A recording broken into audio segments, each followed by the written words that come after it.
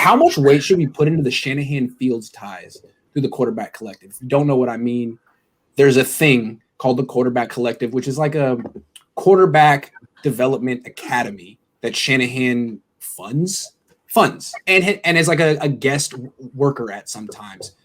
In 2017, he was there. Fields was there. Pictures were taken. And now people think there's a connection, and they know each other.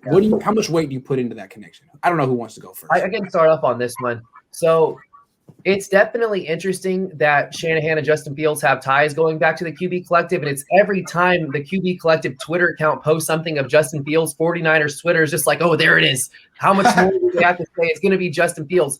And the way that I look at it, it's a marketing tactic, right? They're trying to build their brand, the QB Collective, and Justin Fields is the biggest quarterback prospect to ever go through their camp. He's going to be a top 5 draft pick in the NFL. So why wouldn't you showcase Justin Fields on your Twitter feed, on your Instagram, on your website as much as possible, because you're trying to create your brand, create your business. So I don't think the QB Collective means everything, and I don't think all these videos that are being posted are from Kyle Shanahan's agent trying to get the word out that the 49ers are going to draft Justin Fields.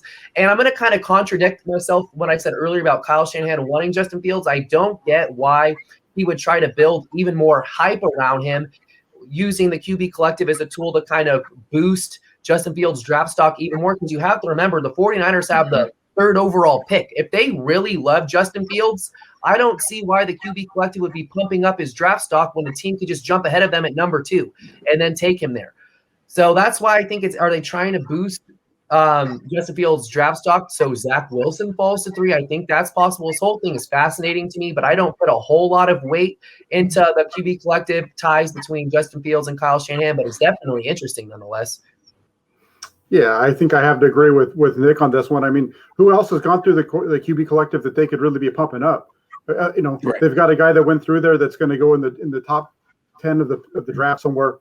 That's the guy you're going to be showcasing. That you're not going to just showcase, hey, here's Niner Nick Newman at QB Collective. Everybody's going to who cares about that guy or myself, whatever.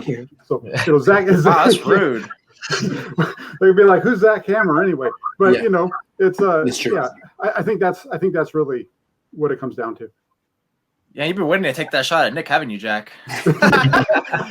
But no, I think there's something there. I'm agreeing with Nick in terms of like it's definitely quarterback collective trying to pump up their own stock. I've been seeing that for weeks now. I'm like, I don't think like it's anything like necessarily like strong ties. I mean, I think there's something there for sure to be said. Like, hey, Shanahan knows this guy a little bit, and there's already a little bit of those seeds for him to have that intrigue. But I mean, in terms of like what Nick said, it's like, is it just to bring Zach Wilson down? Like, what are they doing? And I mean, Nick's wearing the Giants jersey, so of course it's all a game of baseball at this point. You got to keep everyone on their toes. You don't know what kind of pitch they're delivering. Like Mac Jones, that's exactly what they want to do. It's a lot of trickery. I mean, no one knew what the 49ers were doing the last 7 weeks in terms of trading up. So just keeping all that bottled up secrecy, keeping everyone on their toes. That's smart business, because in the future, at least that way, if it's in next year, if they want to get back into the first round, whatever they want to do in terms of personnel, no one's going to know what they're thinking, what they're doing.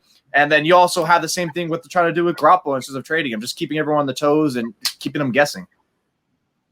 Yeah, I got to agree with the guys that this is just a total marketing scheme. I mean, who was talking about QB Collective until, these stories were coming out? So definitely they're probably going to get more quarterbacks coming in through the system now, especially with Justin Fields, being drafted as high as he is.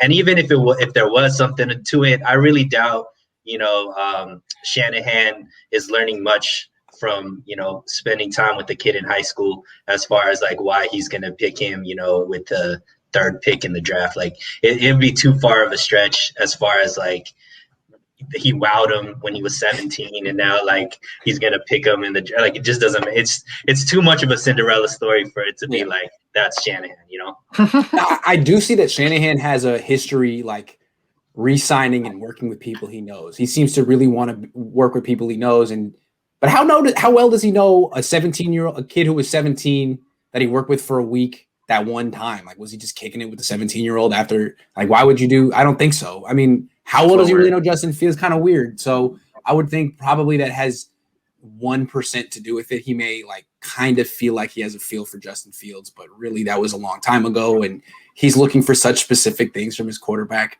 I don't think that has much sway. I do think it's a marketing scheme, and Right, like you said, like who else would they put out there, and why wouldn't they? I mean, if I had a quarterback academy and Justin freaking Fields went there, and I thought he was going to be trash, I wouldn't say that. I would just put him out there and be like, he came to my place, I made him good, he's going to be good. End of story. Yeah. It's like when a liquor store you get the lotto. It's like, hey, someone won the lotto here. Hey guys, hey, won. There's a chance for you to win. Come on down. Come get your 40 with the lottery ticket.